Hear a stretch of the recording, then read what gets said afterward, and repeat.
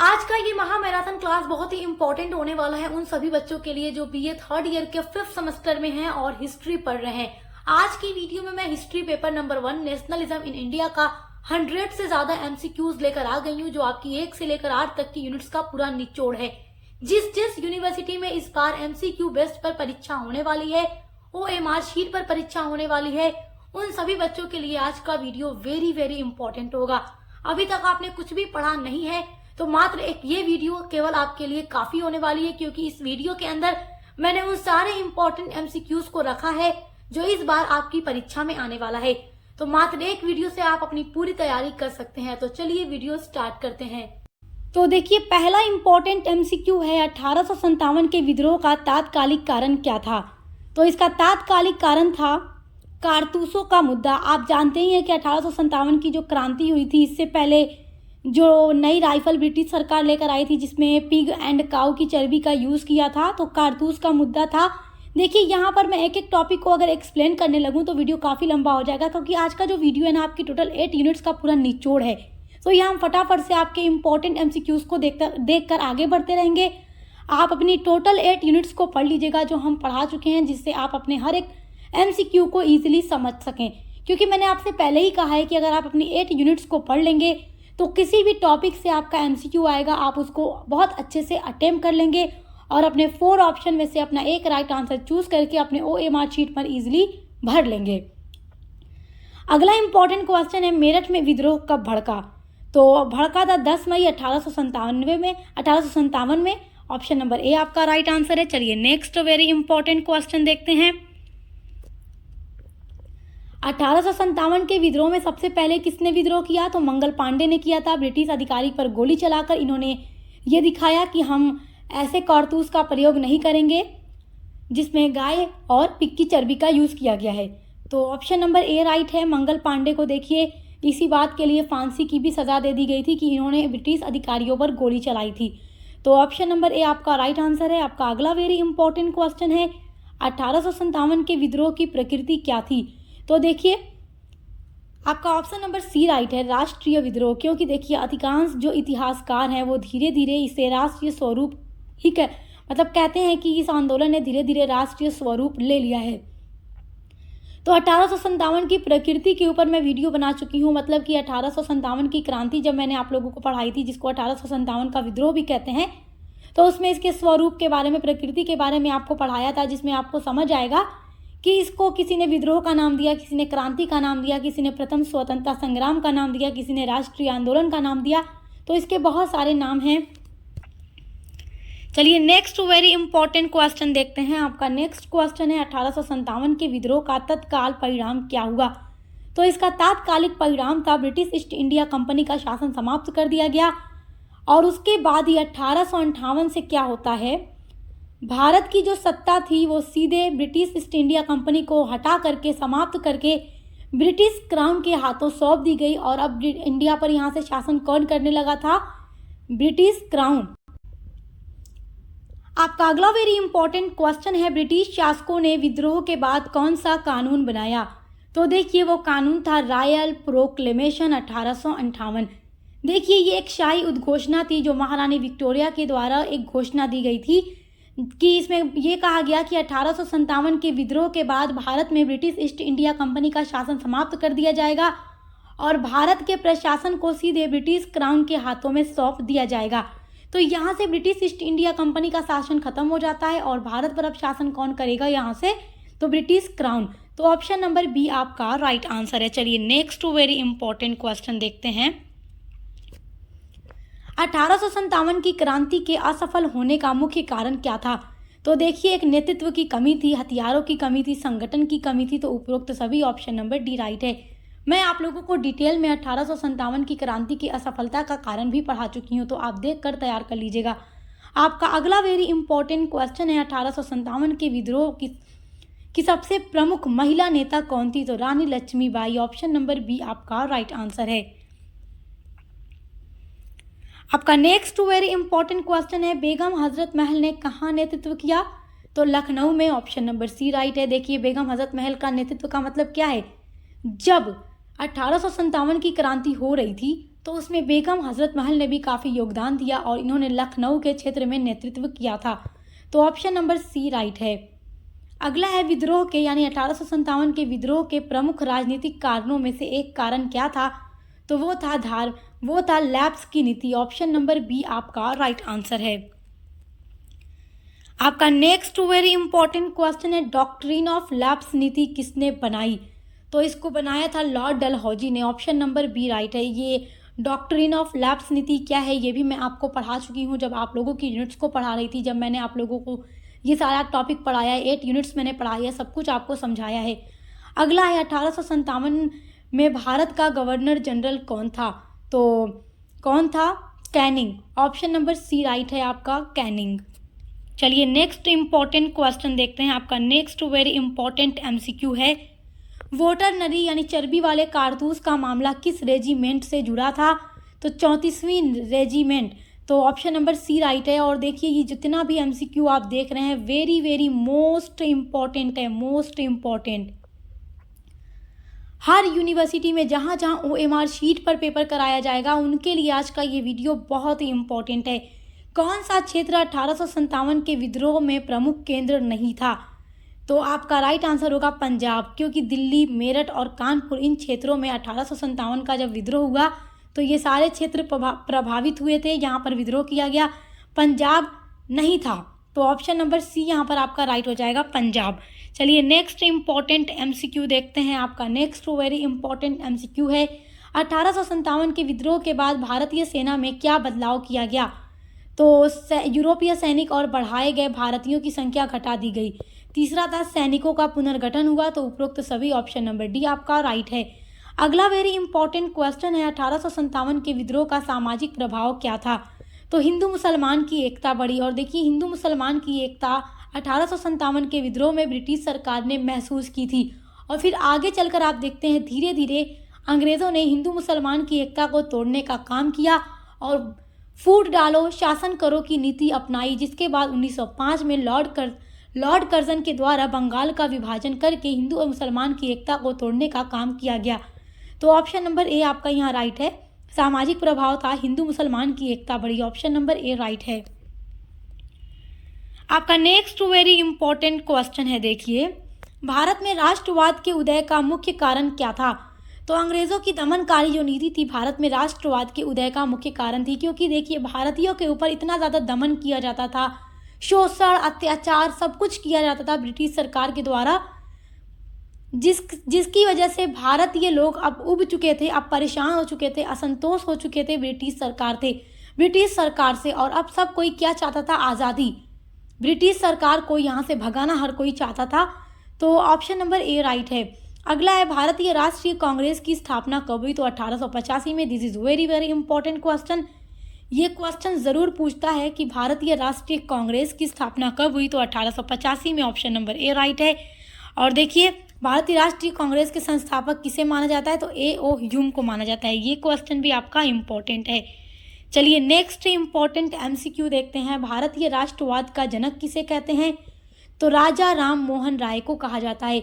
अगर आपसे क्वेश्चन पूछ दे भारतीय पुनर्जागरण का जनक किसे कहा जाता है? तो राजा राम मोहन राय को ही कहा जाता है। तो ऑप्शन नंबर सी आपका राइट आंसर है। देखिए आपका अगला वेरी इंपॉर्टेंट क्वेश्चन है, स्वराज मेरा जन्म सिद्ध अधिकार है किसने कहा? तो ये नारा किसने दिया? स्वराज मेरा जन्म सिद्ध अधिकार है। तो बाल गंगाधर तिलक जी ने ये नारा दिया था। ऑप्शन नंबर सी आपका राइट आंसर है। आपका नेक्स्ट वेरी इंपॉर्टेंट क्वेश्चन है, भारत छोड़ो आंदोलन के प्रमुख नेता कौन थे? तो गांधी जी थे। ऑप्शन नंबर डी राइट है। भारत छोड़ो आंदोलन चलाया गया गांधी जी के नेतृत्व में, और इससे पहले सभी ने अवज्ञा आंदोलन, फिर उससे पहले 1920 में असहयोग आंदोलन गांधी जी के ही नेतृत्व में चलाया गया था। आपका वेरी इंपॉर्टेंट नेक्स्ट क्वेश्चन है, तिलक लाल पाल त्रिमूर्ति में शामिल नहीं है। तो कौन शामिल नहीं है? नेहरू जी शामिल नहीं है, बाकी बाल गंगाधर तिलक जी, लाला लाजपत राय जी और बिपिन चंद्रपाल जी, ये सारे देखिए उग्रवादी नेता हैं। तो यहाँ पर डी ऑप्शन नंबर डी आपका राइट है। चलिए नेक्स्ट इम्पॉर्टेंट क्वेश्चन देखते हैं, स्वदेशी आंदोलन कब शुरू हुआ? तो 1905 में शुरू हुआ था स्वदेशी आंदोलन। और स्वदेशी आंदोलन किससे जुड़ा है, तो बंगाल विभाजन से जुड़ा है। जब 1905 में बंगाल विभाजन लॉर्ड कर्जन ने किया तो उसी के बाद हमारे पूरे देश में स्वदेशी मूवमेंट की शुरुआत हुई। चलिए नेक्स्ट इंपॉर्टेंट क्वेश्चन देखते हैं, बंगाल विभाजन किस वायसराय ने किया, तो लॉर्ड कर्जन ने किया। ऑप्शन नंबर ए आपका राइट आंसर है। नेक्स्ट आपका वेरी इंपॉर्टेंट क्वेश्चन देखते हैं, कांग्रेस में नरमपंथियों का प्रमुख नेता कौन था, तो गोखले थे। ऑप्शन नंबर ए राइट है। अगला वेरी इंपॉर्टेंट क्वेश्चन है, गांधी जी ने भारत में राष्ट्रवाद को किस रूप में बदल दिया, तो जन आंदोलन के रूप में उन्होंने बदल दिया। गांधी जी ने कई सारा आंदोलन चलाया। ऑप्शन नंबर बी आपका राइट आंसर है। 1919 से लेकर के 1947 तक का जो युग है भारतीय इतिहास में, उसे गांधी युग के नाम से जाना जाता है।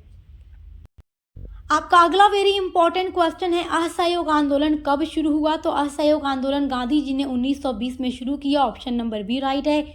आपका नेक्स्ट वेरी इंपॉर्टेंट क्वेश्चन है, नमक सत्याग्रह का प्रारंभ कहाँ से हुआ, तो नमक सत्याग्रह जिसे सविनय अवज्ञा आंदोलन भी कहते हैं। देखो, नमक कानून तोड़ने के लिए गांधी जी ने साबरमती आश्रम से इसकी शुरुआत की और दांडी तक ये पैदल चले थे। और देखिए वहाँ पर गांधी जी पहुंचकर नमक कानून तोड़ते हैं और फिर ये सविनय अवज्ञा आंदोलन के नाम से पूरे भारत में फैल जाता है वहीं से। और सविनय अवज्ञा आंदोलन का मतलब था प्यार से अंग्रेज़ों की बात को न मानना। गांधी जी ने कहा कि हम प्यार से अंग्रेज़ों की बात नहीं मानेंगे, हम सुनेंगे लेकिन करेंगे कुछ नहीं, हम वही करेंगे जो हम चाहते हैं। तो यहाँ पर आपका देखिए ऑप्शन नंबर बी राइट है। नमक सत्याग्रह का प्रारंभ कहाँ से हुआ, तो साबरमती आश्रम से। Option number B right answer है आपका नेक्स्ट वेरी इंपॉर्टेंट क्वेश्चन है, भारतीय राष्ट्रीय कांग्रेस के पहले अध्यक्ष कौन थे, तो व्योमेश चंद्र बनर्जी थे। ऑप्शन नंबर बी राइट है। आपका नेक्स्ट वेरी इंपॉर्टेंट क्वेश्चन है, पूर्ण स्वराज का प्रस्ताव कांग्रेस ने कब स्वीकार किया, तो 1929 में। ऑप्शन नंबर बी आपका राइट आंसर है। देखिए पहले भारतीयों का मकसद डोमिनियन स्टेट्स की मांग थी। डोमिनियन स्टेट्स का मतलब था कि ब्रिटिश सरकार के अंडर में ही रहकर अपने देश पर शासन करना, लेकिन बाद में आगे चल करके पंडित जवाहरलाल नेहरू जी ने पूर्ण स्वराज की मांग की, यानी हमें पूर्ण स्वराज चाहिए, पूरी आज़ादी चाहिए और अंग्रेज़ों को हमेशा हमेशा के लिए भारत से हटाना ही होगा। अगला इंपॉर्टेंट क्वेश्चन है, जय हिंद नारा किसने दिया, तो सुभाष चंद्र बोस जी ने दिया। ऑप्शन नंबर बी राइट है।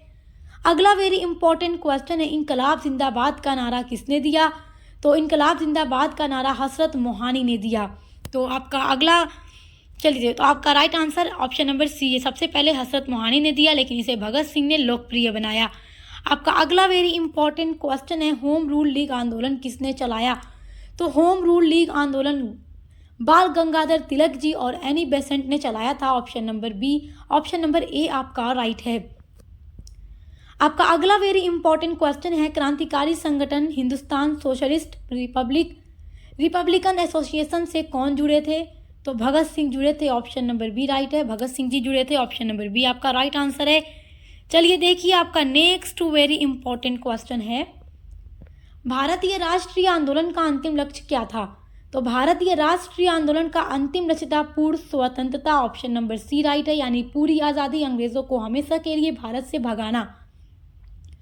और ये सारा एमसीक्यू आपकी टोटल 8 यूनिट से बनने वाला है। मात्र आप इस एक वीडियो से अपने पूरे एमसीक्यू की तैयारी कर सकते हैं, पूरे एग्जाम की तैयारी कर सकते हैं। अगला वेरी इंपॉर्टेंट क्वेश्चन है, राष्ट्रवाद का मुख्य आधार किसे माना जाता है, तो साझा राजनीतिक चेतना को। ऑप्शन नंबर सी आपका राइट आंसर है। आपका अगला इंपॉर्टेंट क्वेश्चन है, गांधी जी किस प्रकार के राष्ट्रवाद के समर्थक थे, तो देखिए गांधी जी किस प्रकार के राष्ट्रवाद के समर्थक थे, तो आपका ऑप्शन नंबर सी राइट है, नैतिक व आध्यात्मिक। ऑप्शन नंबर सी राइट है। नेक्स्ट इंपॉर्टेंट क्वेश्चन है, गांधी जी ने राष्ट्रवाद का आधार किसे माना, तो सत्य और अहिंसा। देखिए गांधी जी जितना भी आंदोलन चलाते थे वो अहिंसा के आधार पर, सत्य के आधार पर चलाते थे, और यदि आंदोलन चलते टाइम हिंसा हो जाती थी तो वो अपना आंदोलन वापस ले लेते थे और समाप्त कर देते थे। तो ऑप्शन नंबर ए राइट है। आपका अगला इंपॉर्टेंट क्वेश्चन है, गांधी जी के अनुसार राष्ट्रवाद का उद्देश्य क्या है, तो गांधी जी के अनुसार राष्ट्रवाद का उद्देश्य है समस्त मानवता की सेवा। ऑप्शन नंबर सी आपका राइट आंसर है। This is very very important question. Next question है, टैगोर किस प्रकार के राष्ट्रवाद के समर्थक थे, तो देखिए गांधी जी का राष्ट्रवाद है या टैगोर जी का राष्ट्रवाद है, सभी पर हम डिटेल में वीडियो बना चुके हैं, तो आप उस वीडियो को ज़रूर देखिएगा। आपकी टोटल 8 यूनिट्स हम कंप्लीट करा चुके हैं, बार बार आपको बता रही हूँ ताकि आप लोग अपने यूनिट्स को पढ़ें, यूनिट्स को पढ़ेंगे तो सारा एमसीक्यू इजीली तैयार हो जाएगा, पेपर 1 एंड पेपर 2 दोनों का। तो टैगोर किस प्रकार के राष्ट्रवाद के समर्थक थे? तो देखिए आपका right answer option number A है, सांस्कृतिक राष्ट्रवाद।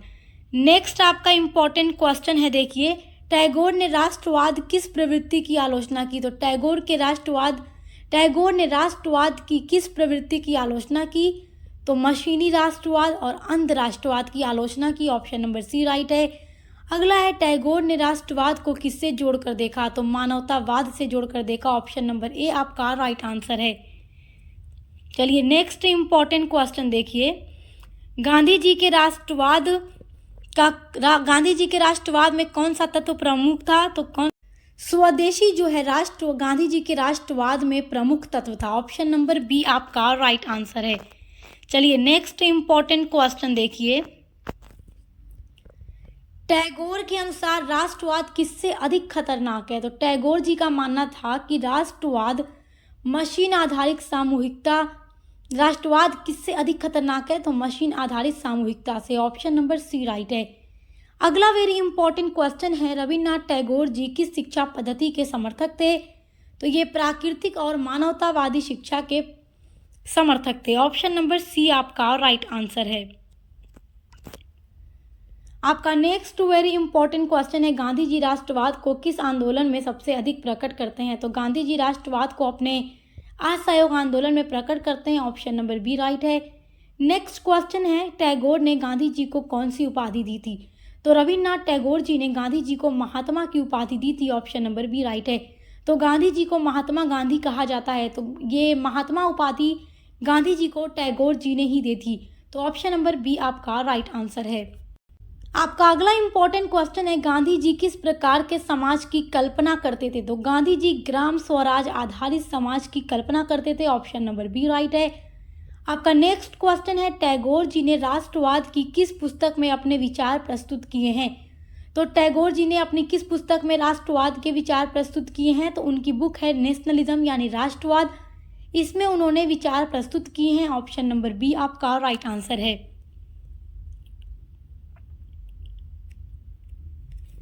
देखिए आपका अगला वेरी इंपॉर्टेंट क्वेश्चन है, गांधी जी के अनुसार भारतीय राष्ट्रवाद किस पर आधारित होना चाहिए? तो सत्य, अहिंसा और बहुलवाद पर आधारित होना चाहिए, ऑप्शन नंबर बी राइट है। अगला है, गांधी जी राष्ट्रवाद को किससे जोड़ते हैं? तो ये किससे जोड़ते हैं? आर्थिक आत्मनिर्भरता से, ऑप्शन नंबर ए आपका राइट आंसर है। चलिए आपका अगला वेरी इंपॉर्टेंट क्वेश्चन है, टैगोर का राष्ट्रवाद किस मूल सिद्धांत पर आधारित था? This is very important question. तो टैगोर का राष्ट्रवाद सांस्कृतिक एकता और मानवता के सिद्धांत पर आधारित था, ऑप्शन नंबर बी राइट है। अगला है, टैगोर और गांधी जी दोनों किस विचार से सहमत थे? तो गांधी जी और टैगोर जी यानी रविन्द्रनाथ टैगोर जी किस विचार से सहमत थे? तो मानवतावाद के विचार से, ऑप्शन नंबर सी आपका राइट आंसर है। चलिए नेक्स्ट इंपॉर्टेंट क्वेश्चन देखते हैं। आपका अगला इंपॉर्टेंट क्वेश्चन है, गांधी जी किस राष्ट्रवाद को खतरनाक मानते थे? तो गांधी जी आक्रामक और उग्र राष्ट्रवाद को खतरनाक मानते थे, option number C right answer है। नेक्स्ट इंपॉर्टेंट एमसीक्यू है, कांग्रेस के उदारवादी नेताओं का समय कब से माना जाता है? तो देखिए ये मैं आपको पढ़ा चुकी हूँ कि कांग्रेस का जो अधिवेशन हुआ था सूरत में 1907 में, तो 1907 में क्या हुआ था कि कांग्रेस जो है 2 गुटों में बटा था, उदारवादी और उग्रवादी। तो उदारवादी का समय माना जाता है 1885 से 1907 तक, यानी ये जो समय था इस टाइम में उदारवादी नेताओं का बोलबाला था वो अपने चरम पर थे। और फिर 1907 से क्या होता है, उग्रवादी नेता उभरते हैं जो 1919 तक चलते हैं, और फिर 1919 से 1947 तक गांधी का युग माना जाता है। तो ये बात याद रखिएगा, कांग्रेस के उदारवादी और उग्रवादी दोनों नेताओं के बारे में मैं आपको पढ़ा चुकी हूँ, उनकी विचारधारा, उनके क्या क्या नाम थे, कौन कौन से नेता उदारवादी में थे, कौन कौन से नेता उग्रवादी में थे, सब आप पढ़ चुके हैं, हमारे साथ देख कर तैयार कर लीजिएगा। ऑप्शन नंबर ए यहाँ पर अभी आपका राइट आंसर है। चलिए नेक्स्ट क्वेश्चन देखते हैं। कांग्रेस के उदारवादी नेताओं में प्रमुख कौन थे? तो कौन प्रमुख थे? कांग्रेस के उदारवादी नेता में गोपाल कृष्ण गोखले प्रमुख थे। और देखिए जो बाल गंगाधर तिलक जी थे और लाला लाजपत राय थे, ये तो उग्रवादी नेता में आ जाते हैं। तो यहाँ पर राइट आंसर कौन हो जाएगा? गोपाल कृष्ण गोखले जी, ऑप्शन नंबर बी राइट है। अगला है दादा भाई नौरोजी ने किस सिद्धांत का प्रतिपादन किया? तो आर्थिक दोहन का सिद्धांत, ऑप्शन नंबर बी आपका राइट है, ड्रेन थ्योरी के बारे में। चलिए अगला इंपॉर्टेंट क्वेश्चन देखते हैं आपका। उदारवादी नेता अंग्रेज सरकार से क्या चाहते थे? तो उदारवादी नेता संवैधानिक सुधार व सहभागिता चाहते थे। उदारवादी जो थे वो चाहते थे कि अंग्रेजों की हाँ में हाँ मिलाकर हम संवैधानिक सुधार और सहभागिता प्राप्त करें, स्वशासन प्राप्त करें। और उग्रवादी नेताओं का मानना था कि अंग्रेजों की हाँ में हाँ नहीं मिलाना है, हमें पूर्ण रूप से आज़ादी चाहिए। तो यहाँ पर ऑप्शन नंबर सी राइट है। अगला है निम्न में कौन से उदारवादी नेता थे? तो option number C, Firoz Shah Mehta उदारवादी हैं, बाकी सब उग्रवादी हैं। चलिए देखिए अगला इंपॉर्टेंट क्वेश्चन है, उदारवादियों का मुख्य कार्यप्रणाली क्या थी? तो याचिका, प्रार्थना और वाद विवाद, ऑप्शन नंबर सी राइट है।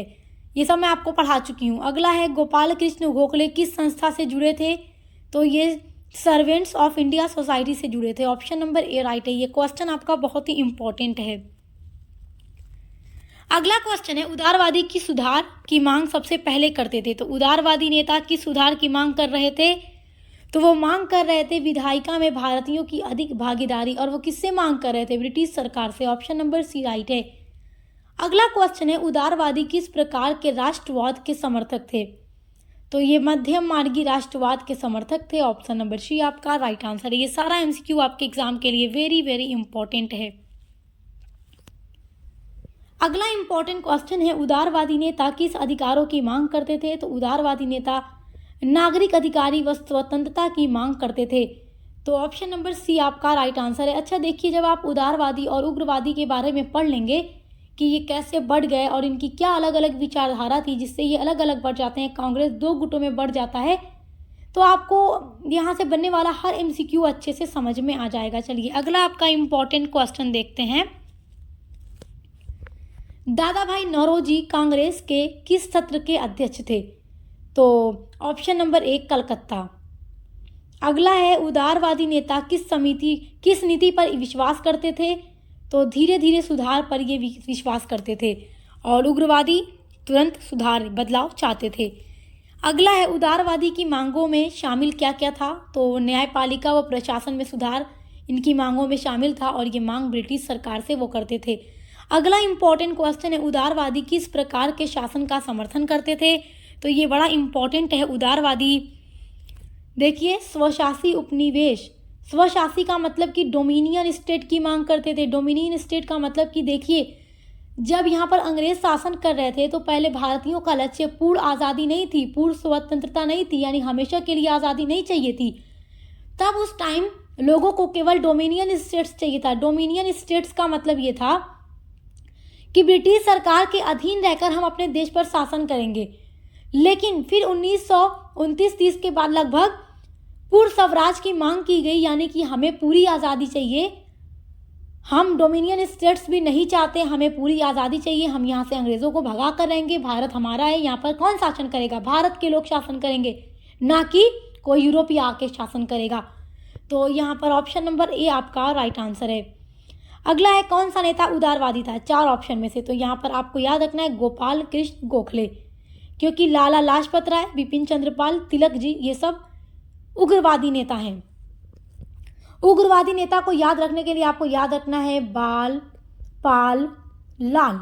लाल से लाला लाजपत राय, पाल से बिपिन चंद्रपाल और बाल से बाल गंगाधर तिलक। तो ये 3 नेता उग्रवादी हैं और उदारवादी में Gopal Krishna Gokhale, option number B right है आपका। अगला वेरी इंपॉर्टेंट क्वेश्चन है, उदारवादी नेता असंतोष किन माध्यमों से व्यक्त करते थे? तो प्रेस, भाषण और याचिकाएं, ऑप्शन नंबर ए राइट है।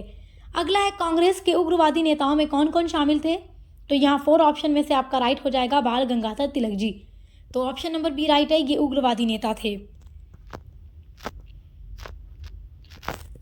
आपका नेक्स्ट वेरी इंपॉर्टेंट क्वेश्चन है, स्वराज मेरा जन्मसिद्ध अधिकार है और मैं इसे लेकर रहूंगा, किसने कहा? तो ये कहा था बाल गंगाधर तिलक जी ने, option number B right answer है आपका।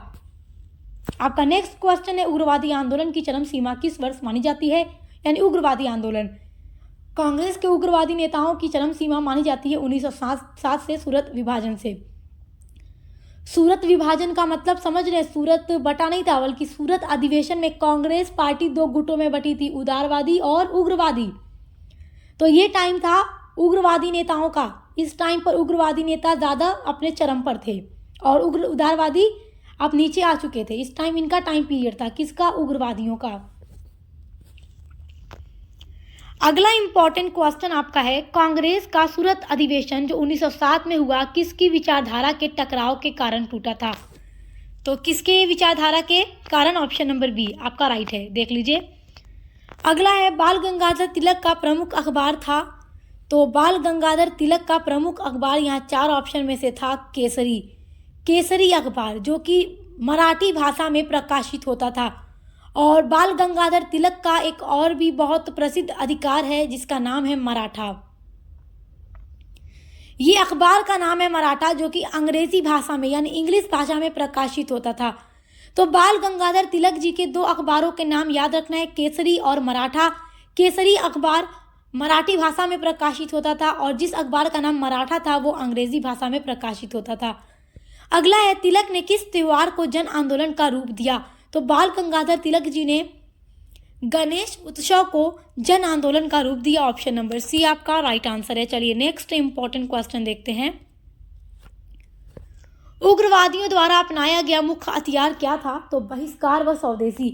देखो, उग्रवादियों का मानना था ब्रिटिश सरकार के खिलाफ हड़ताल करो, बहिष्कार करो, स्वदेशी आंदोलन चलाओ और हिंसा करो, मतलब किसी भी तरीके से अंग्रेजों को अपने भारत से निकाल कर फेंक दो। तो ऑप्शन नंबर सी राइट है। अगला है, बंगाल विभाजन 1905 के विरोध का नेतृत्व किस धड़े ने किया? तो उग्रवादी ने। ऑप्शन नंबर बी राइट है। अगला क्वेश्चन है, लाला लाजपत राय को किस नाम से जाना जाता था? तो लाला लाजपत राय को पंजाब केसरी के नाम से जाना जाता था। वेरी इंपॉर्टेंट क्वेश्चन है। अगला है, उग्रवादियों का मूल उद्देश्य था। तो उग्रवादियों का मूल उद्देश्य क्या था? देखिए, उग्रवादियों का मतलब था स्वराज की प्राप्ति। ऑप्शन नंबर बी आपका राइट आंसर है। अगला इंपॉर्टेंट क्वेश्चन है, तिलक को लोकमान्य की उपाधि किसने दी? तो बाल गंगाधर तिलक को लोकमान्य की उपाधि किसने दी? तो जनता ने दी। ऑप्शन नंबर ए राइट है। अगला है, बिपिन चंद्र पाल किस प्रांत से थे? तो ये बंगाल से थे। ऑप्शन नंबर डी राइट है। चलिए नेक्स्ट वेरी इंपॉर्टेंट क्वेश्चन देखते हैं। आपका अगला क्वेश्चन है, उग्रवादियों के अनुसार स्वराज किस प्रकार प्राप्त होगा? तो उग्रवादी नेताओं का मानना था कि जन आंदोलन और बहिष्कार किया जाएगा तभी ब्रिटिश सरकार यहाँ से भागेगी। तो ऑप्शन नंबर सी राइट है। अगला है, उग्रवादी नेता किस शिक्षा का विरोध करते थे? तो ये उग्रवादी नेता अंग्रेजी शिक्षा की नीतियों का विरोध करते थे क्योंकि ये ब्रिटिश सरकार के पूरी तरीके से खिलाफ थे। ये अंग्रेजों की हाँ में हाँ मिलाना नहीं चाहते थे उदारवादी नेताओं की तरह। तो ऑप्शन नंबर सी राइट है आपका।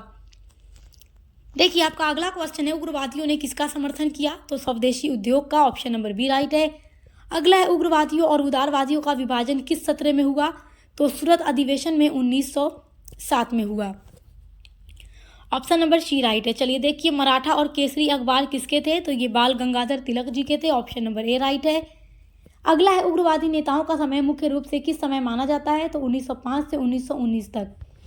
ऑप्शन नंबर बी राइट है। 1907 से भी कहीं कहीं देता है, अगर ऑप्शन में 1907 दे दे तो कंफ्यूज मत होइएगा, 1907 भी माना जाता है इनके समय को। अगला है, यंग इंडिया अखबार किसने शुरू किया? तो गांधी जी ने शुरू किया। ऑप्शन नंबर ए राइट है। अगला है, उग्रवादियों ने ब्रिटिश शासन को क्या माना? तो इन्होंने दमनकारी माना। ऑप्शन नंबर बी राइट है। अगला है, होम रूल लीग आंदोलन का नेतृत्व किसने किया? तो बाल गंगाधर तिलक जी ने किया। अगला है, लाला लाजपत राय किस घटना में घायल हुए? तो साइमन कमीशन का विरोध करने में। साइमन कमीशन जब भारत आया था तो इसमें एक भी भारतीय प्रतिनिधित्व नहीं था, जबकि इसमें केवल अंग्रेज ही थे, तो इसलिए भारतीयों ने इसका विरोध किया और लाला लाजपत राय ने नारा दिया, साइमन कमीशन गो बैक, जिसमें ब्रिटिश सरकार ने इन पर लाठीचार्ज की और ये घायल हो गए। तो ऑप्शन नंबर आपका बी राइट है।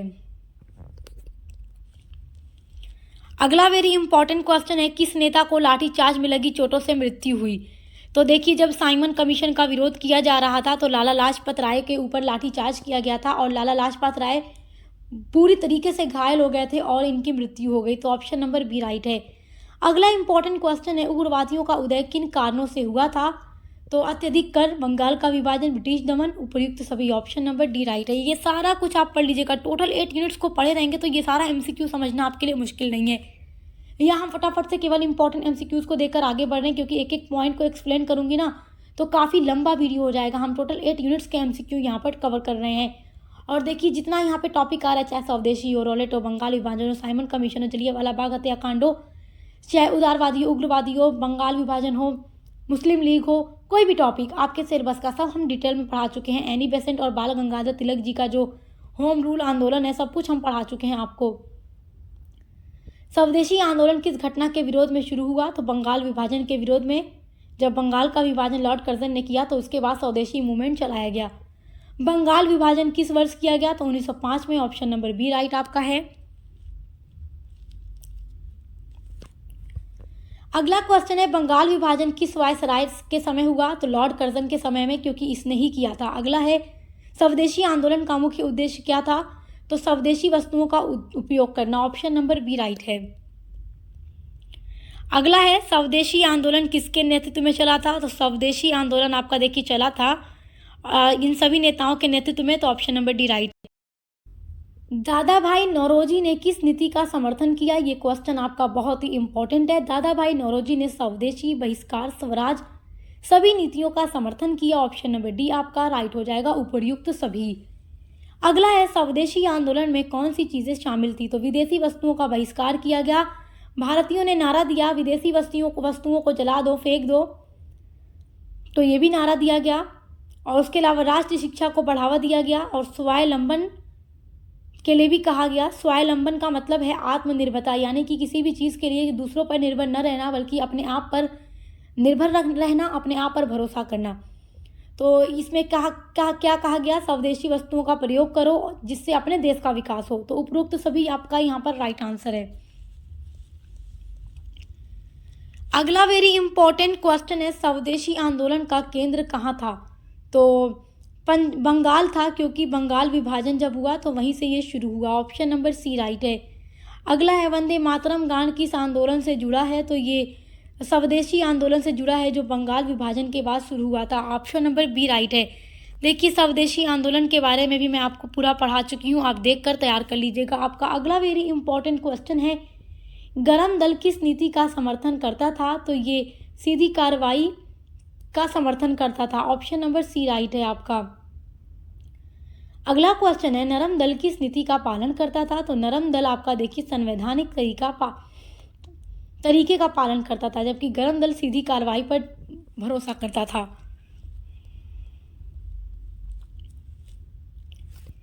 अगला इंपॉर्टेंट क्वेश्चन है, स्वदेशी आंदोलन से किस उद्योग को बढ़ावा मिला? तो कपड़ा उद्योग को। अगला है, बंगाल विभाजन कब रद्द किया गया? तो बंगाल विभाजन का जब विरोध ज़्यादा बढ़ता गया तो ब्रिटिश सरकार ने सोचा कि अब इसको रद्द कर देना चाहिए। तो 1911 में जब दिल्ली दरबार लगा तो उसमें बंगाल विभाजन को रद्द कर दिया गया था। तो ऑप्शन नंबर सी आपका राइट आंसर है। अगला इंपॉर्टेंट क्वेश्चन है, 1907 के सूरत अधिवेशन में कौन सी घटना हुई थी? तो कांग्रेस पार्टी टूटी थी दो गुटों में, उदारवादी और उग्रवादी, ऑप्शन नंबर डी राइट है। अगला है, सूरत विभाजन का तात्कालिक कारण क्या था? तो इसमें अध्यक्ष पद पर विवाद हुआ था, ऑप्शन नंबर बी राइट है। अगला इंपॉर्टेंट क्वेश्चन है, स्वदेशी आंदोलन का सांस्कृतिक केंद्र कौन था? तो कोलकाता था, ऑप्शन नंबर सी राइट है। कांग्रेस अधिवेशन 1905 कहाँ हुआ? तो बनारस में हुआ, ऑप्शन नंबर ए राइट है। अगला इंपॉर्टेंट क्वेश्चन है, स्वदेशी आंदोलन के दौरान छात्रों ने किस भाषा को बढ़ावा दिया? तो देखते हैं, बंगाल, बंगला और संस्कृत भाषा को, ऑप्शन नंबर सी राइट है। अगला है, मुस्लिम लीग की स्थापना कब हुई? तो जब 1905 में बंगाल का विभाजन किया गया, उसके बाद अंग्रेजों ने मुसलमानों को भड़काकर 1906 में मुस्लिम लीग की स्थापना करा दी। मुस्लिम लीग की स्थापना कहाँ हुई? तो ढाका में हुई, जो वर्तमान में बांग्लादेश की राजधानी है। आपका अगला क्वेश्चन है, मुस्लिम लीग की स्थापना का मुख्य उद्देश्य क्या था? तो मुस्लिम लीग के बारे में भी मैं आपको पढ़ा चुकी हूँ। इसकी स्थापना का मुख्य उद्देश्य था मुसलमानों के राजनीतिक अधिकारों की रक्षा करना, ऑप्शन नंबर बी राइट है। मुस्लिम लीग के पहले अध्यक्ष कौन बने थे? तो आगा खान बने थे, ऑप्शन नंबर बी राइट है। किस नेता ने प्रारंभ में मुस्लिम लीग ज्वाइन नहीं किया? तो मोहम्मद अली जिन्ना ने। मुस्लिम लीग की स्थापना 1906 में की गई थी, लेकिन मोहम्मद अली जिन्ना तब मुस्लिम लीग पार्टी को ज्वाइन नहीं करते थे। इन्होंने 1913 में मुस्लिम लीग को ज्वाइन किया। 1906 में जब मुस्लिम लीग की स्थापना हुई तब मोहम्मद अली जिन्ना कांग्रेस पार्टी के ही साथ थे, लेकिन 1913 में ये क्या करते हैं, मुस्लिम लीग को ज्वाइन कर लेते हैं। आपका अगला इम्पॉर्टेंट क्वेश्चन है, मुस्लिम लीग ने अलग निर्वाचन क्षेत्र की मांग किस वर्ष की? तो किस वर्ष की थी? 1909 में। और देखिए, जब मार्ले मिंटो सुधार आता है 1909 में, तो इस मांग को पूरा किया गया। अलग निर्वाचन का प्रावधान किस अधिनियम में शामिल हुआ? तो 1909 मार्ले मिंटो में। अगला है, मुस्लिम लीग की प्रसिद्ध लखनऊ संधि किस वर्ष हुई? तो 1916 में, जो लखनऊ समझौता या लखनऊ पैक्ट के नाम से इतिहास में प्रसिद्ध है। ऑप्शन नंबर सी राइट है। लखनऊ समझौता किसके बीच हुआ? तो कांग्रेस और मुस्लिम लीग के बीच। ऑप्शन नंबर ए राइट है। मुस्लिम लीग ने दो राष्ट्र सिद्धांत का समर्थन करना कब शुरू किया? तो 1940 में इन्होंने पाकिस्तान की मांग की। तो पाकिस्तान की मांग पहली बार कहाँ रखी गई? तो लाहौर अधिवेशन 1940 में पाकिस्तान की मांग मुस्लिम लीग ने की। मोहम्मद अली जिन्ना को किस नाम से जाना जाता है? तो मोहम्मद अली जिन्ना को पाकिस्तान का निर्माता के नाम से जाना जाता है। ऑप्शन नंबर बी राइट है। आपका अगला इंपॉर्टेंट क्वेश्चन देखते हैं, मुस्लिम लीग का मुख्य उद्देश्य क्या था? तो मुसलमानों के राजनीतिक हितों की सुरक्षा करना। ऑप्शन नंबर बी राइट है। अगला है, प्रारंभिक काल में मुस्लिम लीग किस नीति पर चलती थी? अंग्रेज समर्थक, क्योंकि अंग्रेज ही भड़का कर मुसलमानों को मुस्लिम लीग की स्थापना कराते हैं ताकि हिंदू मुसलमान में फूट डाली जा सके। अगला है, प्रथम विश्व युद्ध में ब्रिटिशों की मदद किसने की? तो कांग्रेस ने भी की, मुस्लिम लीग ने भी की, तो इसलिए ऑप्शन नंबर सी दोनों ने राइट होगा। अगला है, युद्ध के दौरान कांग्रेस ने ब्रिटिश से क्या अपेक्षा की थी? तो स्वशासन की अपेक्षा की थी। भारतीयों को लगा कि जब अंग्रेज जीत जाएंगे प्रथम विश्व युद्ध में तो वो स्वशासन दे देंगे, लेकिन ऐसा नहीं हुआ, तो इसलिए द्वितीय विश्व युद्ध में भारतीयों ने अंग्रेजों का सहयोग नहीं किया। प्रथम विश्व युद्ध में भारतीयों को भेजा गया था, कहाँ भेजा गया था? यूरोप भेजा गया था। अगला है, लखनऊ समझौता कब हुआ? 1916 में हुआ। लखनऊ समझौता पर मैं डिटेल में वीडियो बना चुकी हूँ। लखनऊ समझौता किसके बीच हुआ था? तो देखिए, लखनऊ समझौता कांग्रेस और मुस्लिम लीग के बीच हुआ था, लेकिन एक बात और याद रखिएगा, कांग्रेस जो दो गुटों में बंट चुका था, उदारवादी और उग्रवादी, उन नेताओं में जो मतभेद था वो भी लखनऊ समझौता के माध्यम से समाप्त होता है। कांग्रेस भी जुड़ता है और मुस्लिम लीग और कांग्रेस के बीच भी समझौता होता है। ऑप्शन नंबर बी राइट है। लखनऊ समझौता को किस नाम से जाना जाता है? तो हिंदू मुस्लिम एकता समझौता के नाम से जाना जाता है। ऑप्शन नंबर ए राइट है। लखनऊ समझौते में किस मांग को मान्यता दी गई? तो पृथक निर्वाचन को। ऑप्शन नंबर बी राइट है। लखनऊ समझौते के समय कांग्रेस का अधिवेशन कहाँ हुआ? तो लखनऊ में हुआ, इसीलिए इसे लखनऊ समझौता कहा जाता है। लखनऊ समझौता के समय कांग्रेस का अध्यक्ष कौन था? तो AC Majumdar. Option number B right है। लखनऊ समझौते का मुख्य परिणाम क्या था? हिंदू मुसलमान की एकता मुख्य परिणाम था। ऑप्शन नंबर बी राइट है। इस समझौते में लीग का नेतृत्व किसने किया, यानी मुस्लिम लीग का नेतृत्व किसने किया लखनऊ समझौता में? तो मोहम्मद अली जिन्ना ने किया। ऑप्शन नंबर ए राइट है। अगला है, लखनऊ समझौता ने किसको मजबूत किया? तो लीग और कांग्रेस दोनों को। ऑप्शन नंबर सी राइट है। लखनऊ समझौता किन नेताओं के बीच दिलों की एकता कहा गया? तो तिलक और जिन्ना। ऑप्शन नंबर सी राइट है। होम रूल आंदोलन कब शुरू हुआ? तो होम रूल आंदोलन दो शुरू हुआ था, मतलब कि एक एनी बेसेंट का और एक बाल गंगाधर तिलक जी का, और ये 1916 में शुरू हुआ था। ऑप्शन नंबर सी राइट है। होम रूलिंग आंदोलन के बारे में भी मैं आप लोगों को पढ़ा चुकी हूँ, आप देखकर पढ़ लीजिएगा। होम रूल आंदोलन की शुरुआत किसने की? तो एनी बेसेंट ने की थी, उसके बाद बाल गंगाधर तिलक ने भी की। चलिए अगला है, होम रूल आंदोलन की दूसरी शाखा किसने शुरू की? तो बाल गंगाधर तिलक जी ने। ऑप्शन नंबर बी राइट है। तिलक ने अपना होम रूल लीग आंदोलन कहाँ शुरू किया? तो महाराष्ट्र में। ऑप्शन नंबर ए राइट है। एनी बेसेंट ने अपना होम रूल आंदोलन कहाँ शुरू किया? तो मद्रास में। ऑप्शन नंबर बी राइट है। होम रूल आंदोलन का मुख्य उद्देश्य क्या था? स्वशासन प्राप्त करना। ऑप्शन नंबर बी राइट है। एनी बेसेंट किस देश की थी? तो इनका जन्म इंग्लैंड में हुआ था, बाकी ये आयरलैंड में भी काफ़ी समय गुजारती हैं, तो यहाँ पर right answer option number C होगा। तिलक ने होम रूल आंदोलन के लिए कौन सा नारा दिया? तो इन्होंने नारा दिया, स्वतंत्रता मेरा जन्मसिद्ध अधिकार है। ऑप्शन नंबर ए राइट है आपका। अगला है होम रूल लीग आंदोलन अपने चरम पर कब था? तो होम रूल आंदोलन अपने चरम पर पहुंचा 1917 में। ऑप्शन नंबर बी राइट है। एनी बेसेंट को किस कारण गिरफ्तार किया गया? तो होम रूल आंदोलन जब बढ़ने लगा तो एनी बेसेंट को गिरफ्तार कर लिया गया, तो आंदोलन बढ़ने के कारण। ऑप्शन नंबर सी राइट है। अगला है एनी बेसेंट किस संगठन से जुड़ी थी? तो थियोसोफिकल सोसाइटी से। ऑप्शन नंबर ए राइट है। लखनऊ समझौते के बाद लीग को क्या मिला? तो मुस्लिम लीग को लखनऊ समझौते के बाद क्या मिला? तो पृथक निर्वाचन की मान्यता। ऑप्शन नंबर ए राइट है। अगला वेरी इंपॉर्टेंट क्वेश्चन आपका है, तिलक का उपनाम क्या था? ऑप्शन नंबर ए राइट है, लोकमान्य तिलक। अगला है होम रूल आंदोलन समाप्त किस कारण से हुआ? तो गांधी का असहयोग आंदोलन 1920 में शुरू हो गया था, तो होम रूल लीग आंदोलन समाप्त हो गया।